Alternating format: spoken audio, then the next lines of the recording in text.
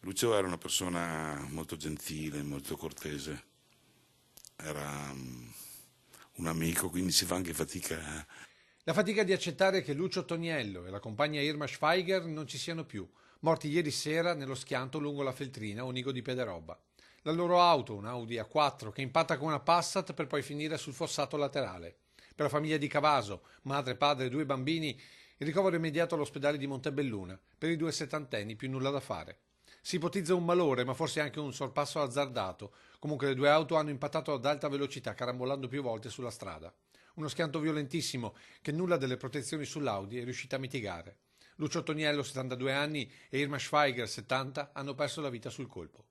Una notizia subito rimbalzata a Vittorio Veneto, dove i due erano molto conosciuti e vivevano da tempo. Accomunati dalla passione per la cultura e l'arte, erano impegnati su più fronti con base a casa Fenderl, che avevano contribuito a far crescere.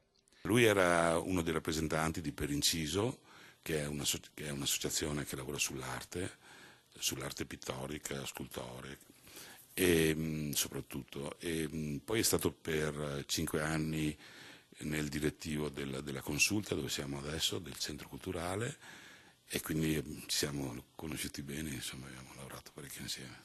Irma la conosco meno, la conoscevo meno, però ci incontravamo spesso lo stesso, aveva sta casa ancora piena di cose del papà.